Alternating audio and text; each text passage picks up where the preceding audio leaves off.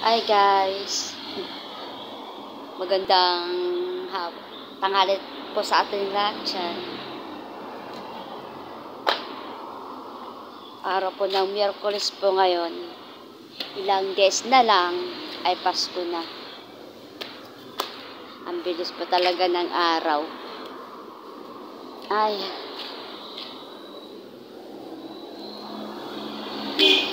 nga ilang araw din hindi ako makapag-vlog dahil siyempre sunod-sunod po ang okasyon. Makulimlim po ang langit.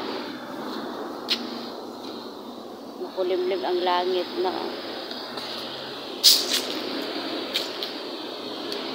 Dito ako sa Abar ngayon.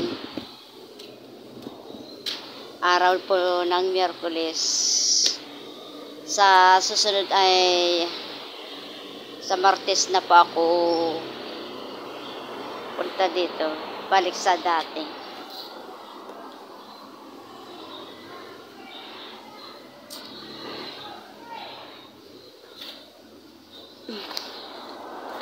Upo muna ako dito saglit. Medyo nakakapagod din pero ang saya.